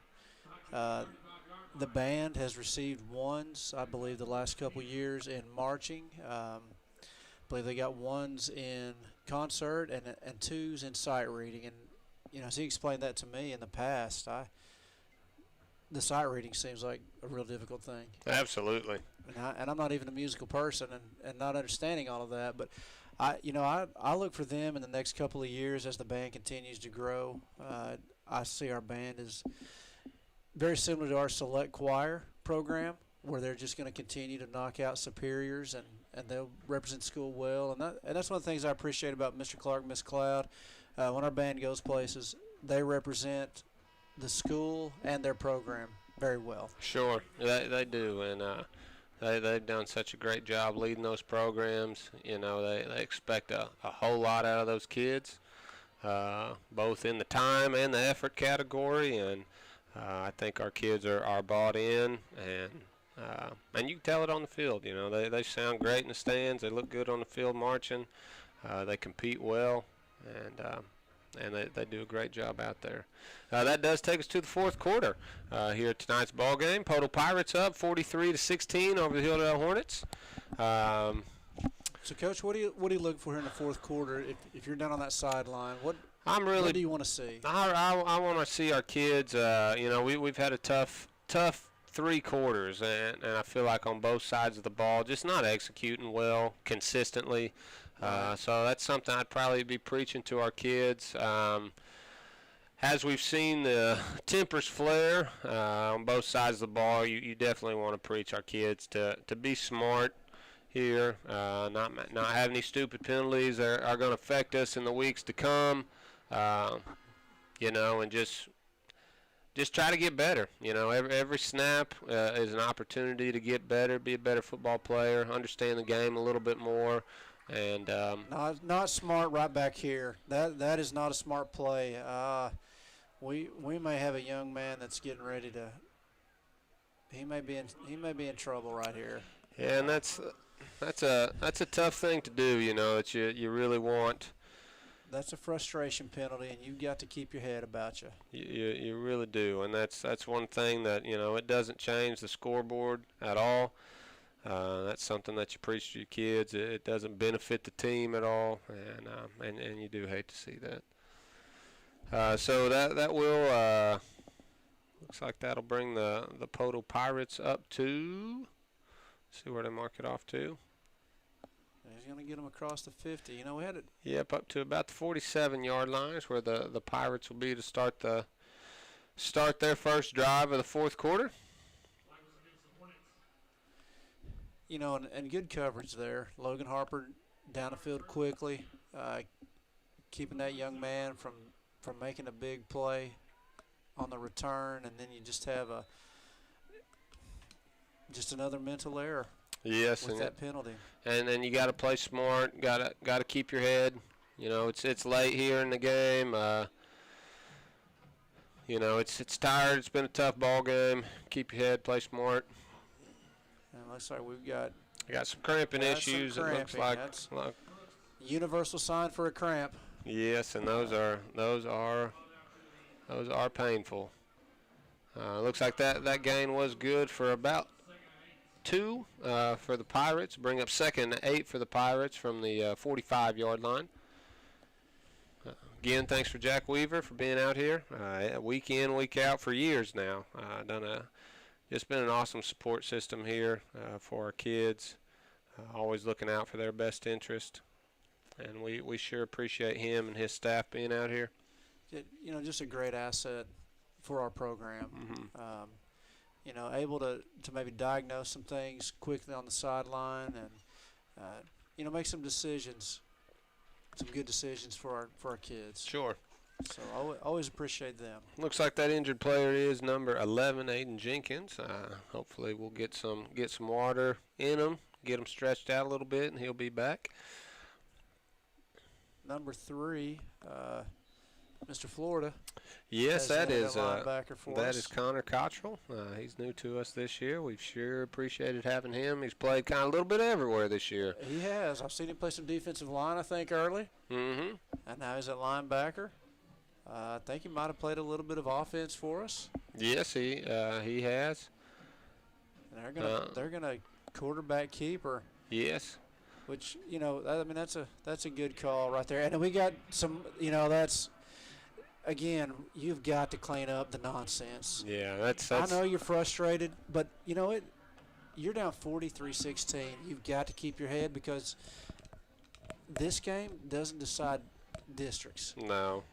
And you got still a lot to play for. I mean, this is the first district ball game, and we're not keeping our composure very well. Not playing very smart. No, and we really want to. You know, we got a big ball game next week. We get to host Broken Bow, which is always a tough ball game. They got a great program down there, so we sure don't want to lose any of our players. You know, we want to be fully staffed on there, so really want to preach to your kids, keep you cool, keep your head right here. Play smart. Yep, that's the biggest thing. Play smart. Understand the situation, and we're gonna have something again. You know, it might be a time. Yeah, and I see Coach Blevins walking out. And he may have to get some guys out because if you don't, you're going to lose some kids, and you know if you lose some starters, it sure makes that Broken Bow game a whole lot tougher next week if you're not at full strength. It does, and you know sometimes it's a good spot for a player to help collect their thoughts is over here on the sideline. It is. The bench is a good reminder of some things. It is. You know, and you hate to see that because you want, just like we talked about with the band, you want the football team, you know, do the same thing, represent the school. That you know that H on the side is for Hilldale, and so we want them to represent themselves and our programs well, and you understand it's a frustrating thing. You work hard all week. You put that time in. You watch film and you practice out in the heat. But sometimes things it doesn't go your way. And so it's just going to be a test of character here for about the next 9.5 minutes. Yes, it will. And that's a good opportunity to grow, you know, as a football player, as a young man. Looks like this will be third down for the Pirates. The give is number 25. Good fit up there in the backfield. It looks like we got a host of Hornets there. In the back, it does look like number 45, Casey Albin, was the first in the backfield. That'll bring up about a 3-yard loss for the Poteau Pirates, which will bring up fourth down. Looks like we got fourth and about 6 for the Pirates from the Looks like they're bringing out the kicker. 17-yard line. We will see a field goal attempt here. 9 minutes, 11 seconds left here in our fourth quarter. The Pirates are up 43-16 over the Hilldale Hornets. The kick is up, and it is good for the Pirates. I'm going to tell you, he's got a much stronger leg than I'd originally thought, just because of the kickoffs. But I think that would have been good from 15 or 20 more yards. I agree. That was a good, solid kick. That puts the Hornets or the Pirates up 46-16 over the Hilldale Hornets. There's 8 minutes, 57 seconds left here in our fourth quarter. So at this point in the game, Coach, we're down 30. I'm not a great mathematician, but now you're probably playing for some district points, right? Something that maybe where if you get into a tiebreaker situation. So you're definitely still trying to score. You want to try, if you can, to get that within 15. Sure, and I even think if it's at 14. Sure, I think that's always in the back of your head as a coach. I think probably what's on the forefront of coach's head are probably some of those penalty flags. Probably trying to get some of those cleaned up. See if we can finish this game holding our head high. And kick is up. And it looks like it will be out of bounds. I sure hoping I wasn't going to take a bounce the other way, and that'd be about the way things go tonight. Bounce back inbounds, and yes, those are nerve-wracking plays right there, as a coach and as a player, and as a spectator. Oh, absolutely. Maybe more nerve-wracking sitting up here. Yes. It looks like the Hornets will take over on 35-yard line. First 10 Hornets. 8 minutes, 57 seconds left here in the fourth quarter. Hornets are down 46-16. It looks like the open up in a doubles formation. Eric Virgil and the pistol behind the quarterback. Give is to Virgil. Coach, hard run. Good fit there by number 30 of the Pirates. We just came right off that block right there. Yep, that was we had him, and then we almost like we turned him loose, like we were going to try to get up to the next level instead of just finishing that block out right there. Yeah, that's a good play there made by that defensive lineman. It is. He's been in the backfield a lot tonight. He's a good hard football player. Has played hard all night. And that makes it tough on your running back. It does. Trying to read that block, and then that guy kind of comes off unexpectedly and.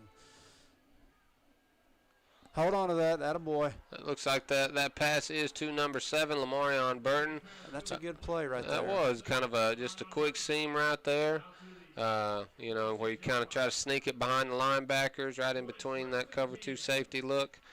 First and 10 Hornets. Bring it up to about the 47-yard line.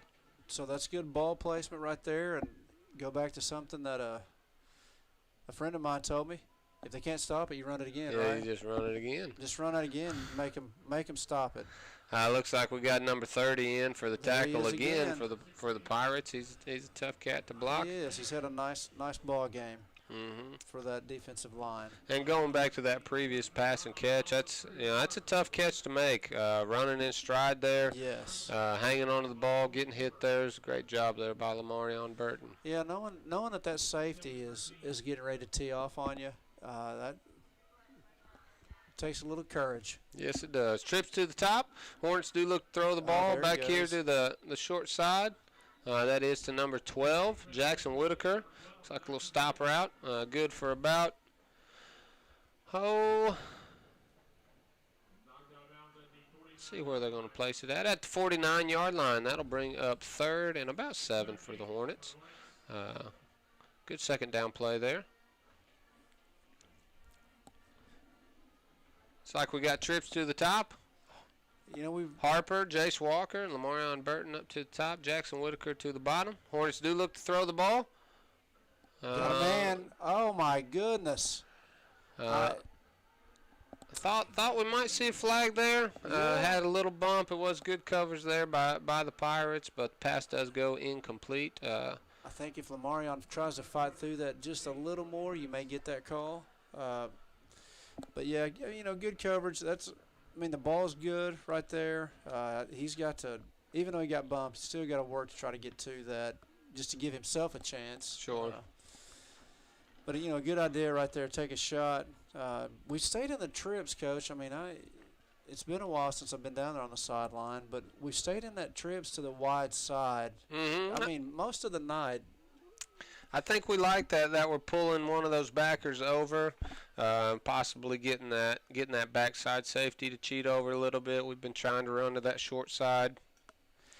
Is that a situation where you think your inside guy is better than their linebacker? Is that where you don't think he can cover?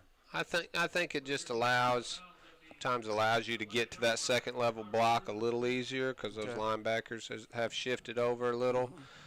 So if you're comboing and then trying to get to that second level, makes it to where usually your path is maybe a little bit shorter. I think that's something that we've been attempted to do and run into that short side. And then we have had success with that man coverage down at the bottom a few times. We've attempted it deep once or twice, and then we've had success with that soft coverage down there with the stop route. I think number 30 has made that real tough on us, though, because he's played on that short side of the field. And he has played a heck of a game down there.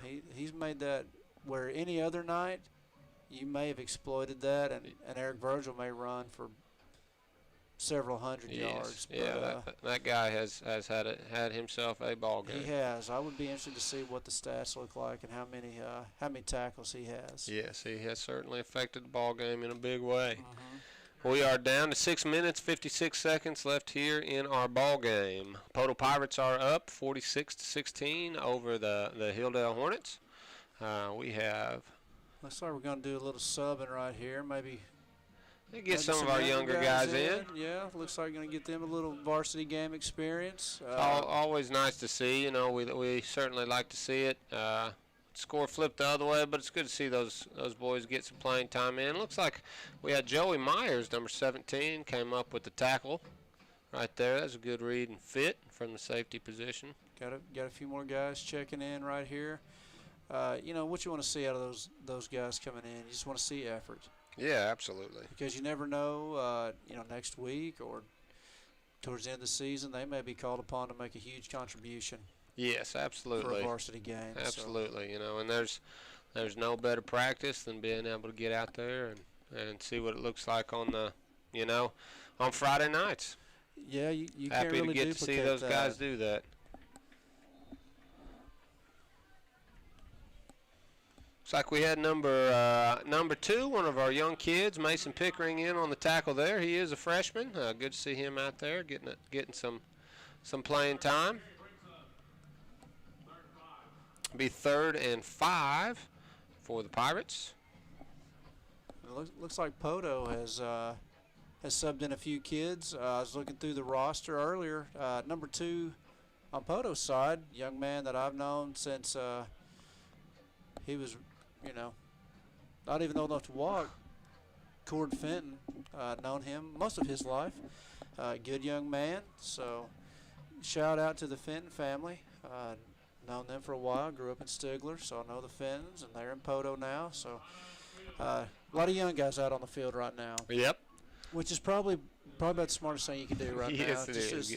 As our older guys are frustrated, rightfully so, maybe keep some of those penalties in check and keep our starters available for next week. Yes, good time to kind of regain composure here. Like you said, get some of our guys out there, get some playing time. Try to get the most good you can get out of it. I know it's been a tough night for our guys out there, and I know they're disappointed in the way this one turned out. But you always want to live to play another down. Yeah, and as you get in the playoffs or into the district, still a lot of games left. It may be one of those times where you come to film session and. Quote an old coach of mine, it may have a come to Jesus meeting about a few things and find out who really is committed and, who's really wanting to be out here and make some things happen. And so, again, not the most optimistic guy in the booth tonight, but I think there are some things you can take from this sure. and learn about your team. Yeah.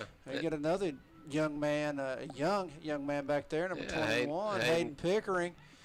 Hang on, Hayden. Hayden on the return for the Hornets. He is taken down on what looks to be about the 38-yard line, where the Hornets will take over. 1st and 10. You know, and you know, taking a loss like what has happened tonight, they are tough to swallow, but those tends to be the games that you learn the most from, you know, and sometimes you can make the biggest improvements from week to week after a game like this. And so opening district play tonight, we know we got a long road ahead of us this season. Got a tough ball game here next week against Broken Bow, and so we hope to have a great showing, a good week of practice. I bet that Coach Blevins and staff, you know, they'll have a good game plan put in for next week, and I bet our young men get some things figured out. Absolutely. By next Friday evening. Absolutely. Got a new quarterback in on the game, number 9, Jax Kerr, in for the Hornets as the play caller. That give was to number 16, Isom Smith. Had a nice run there. Good run up the middle. Isom coming up, hobbling a little bit. Looks like he will trot off. Number 10, which would be Jacob Jones, in running the ball for the Hornets. Doubles look for the Hornets. Give is to Jones. He is met behind the line of scrimmage. Looks for about a yard loss for the Hornets. That'll bring up 2nd and 11. The ball will be placed on the 42-yard line. 3 minutes, 56 seconds left here in our ball game tonight. Looks like we're subbing in a few more guys, getting some of those varsity offensive line guys out, getting some of those younger guys in again, getting them some good varsity reps. Trips to the bottom. Looks like the Hornets will look to throw the ball. The pass is to number 7, Lamarion Burton. Nice catch and quick move there. Pass was completed by number 9, Jax Kerr.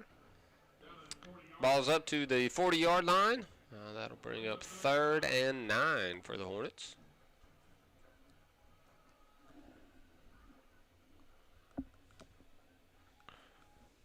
About 3 minutes left here in our ball game tonight. Poteau Pirates up on the Hornets, 46-16. Let's see what Coach Starks has got called up here. Let's see. We got our H-back look. Hornets do look to throw the ball. Looks like we got a screen set up. The pass is to number 2. He's a freshman, Mason Pickering. Looks like he'll gain about a yard on the play. Take the ball to the 39-yard line. Bring up 4th down for the Hornets. Hey, good job hanging on to the ball because I'm not sure what number that was come flying in there, but he did put a good hit on Mason. Mason, good job securing that ball. You know, long 4th down right here. Let's see what Jax can do with the ball. If I'm Jax, I'm probably looking down here at number 12 or up top maybe number 13, and I'm going to try to get the ball into one of those guys' hands. I'm going to get it out of mine real quick, and that's where he's looking, right over there.